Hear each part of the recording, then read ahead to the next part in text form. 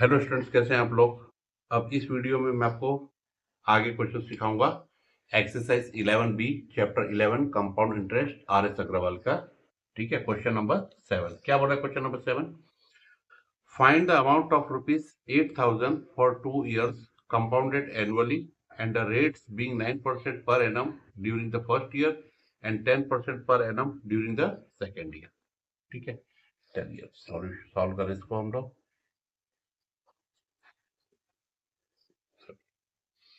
सबसे पहले प्रिंसिपल कितना दिया हुआ है हमें, 8,000। टाइम दिया हुआ है हमें 2 year। R1 दिया हुआ है, रेट 1 9%। दो रेट दिए ना बेटा, तो हम दोनों को अलग अलग लिख देंगे। अब लगाएंगे formula, amount equal to principal 1 plus R1 upon 100 1 plus R2 upon 100। ठीक है, दो रेट दिए हैं तो दोनों रेट को हम अलग अलग R1 R2 लिखेंगे। ये हो जाएगा आपका 8,000 1 प्लस 9 अपॉन 100 1 प्लस 10 अपॉन 100, 0 से 0। ये आ जाएगा आपका 8,000 मल्टीप्लाई बाय 100 बचा 100 प्लस 9 109 अपॉन में 100 मल्टीप्लाई बाय 10 बचा 10 प्लस 1 11 अपॉन में 10। ठीक है, तो देखिए 3 जीरो तो सीधे उड़ जाएगा। अब आप इसको मल्टीप्लाई करेंगे तो अमाउंट आ जाएगा मेरा 9,592 अमाउंट आ गया। अब CI निकाल लें। CI amount minus principal 9,592 minus 8,000, तो CI आ जाएगा मेरे पास ₹1,592। ये अमाउंट हो गया और ये CI हो गया। चलिए नेक्स्ट क्वेश्चन की तरफ चलते हैं। अब आइए देखते हैं क्वेश्चन नंबर 8 क्या बोल रहा है।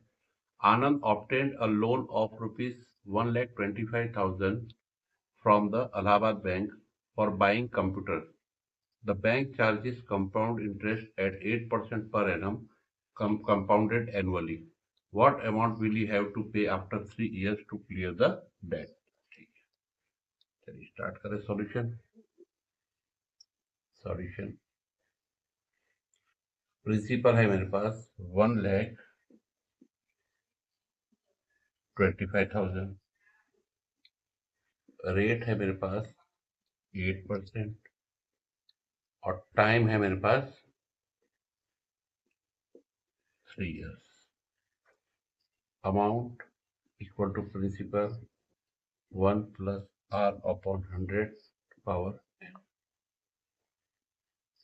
प्रिंसिपल कितना है 1,25,000 1 प्लस 8 अपॉन 100 पावर 30, 4 2 जा 8 425 जा, ये आ जाएगा आपका 1,25,000 मल्टीप्लाई बाय 25 वन जा 25 प्लस 2 27 अपॉन 25 27 अपॉन 25 27 अपॉन 25, इसे काट लीजिएगा 25 3 जब 125 होता है करके कट जाएगा। ठीक है, तो अमाउंट आपके पास फाइनली आ जाएगा ₹1,57,464। ठीक है, इसमें क्या पूछा था बस आपसे, केवल हाँ अमाउंट ही पूछा था, बस लिख लीजिएगा। After 3 year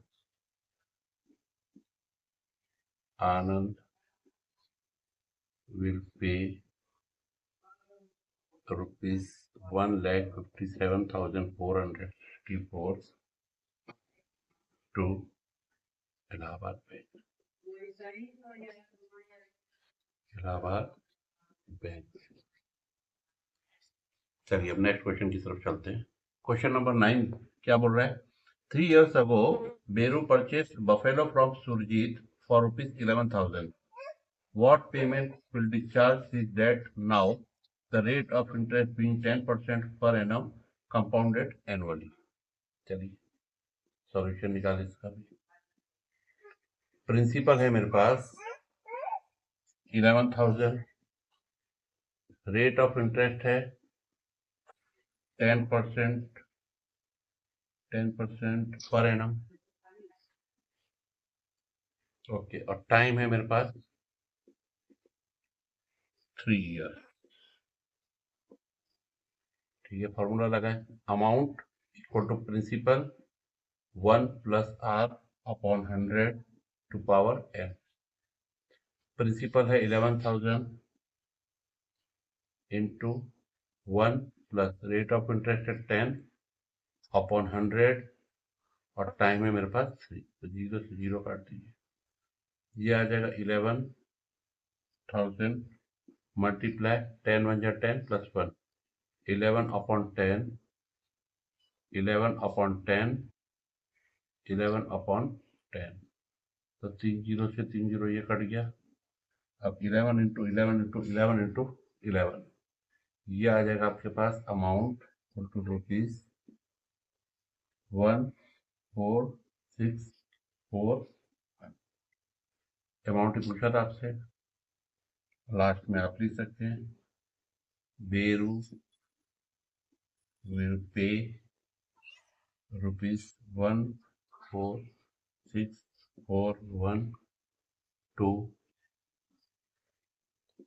Surjit to discharge his debt। ठीक है, चलिए अब हम देखते हैं। चलिए नेक्स्ट क्वेश्चन आ रहा है, question number 10। Subhlakshmi took a loan of ₹18,000 from Surya Finance to purchase a TV set. If the company charges compound interest at 12% per annum during first year and 12.5% per annum during the second year, how much will she have to pay after 2 years? ठीक है, चलिए इसका solution निकालें हम लोग।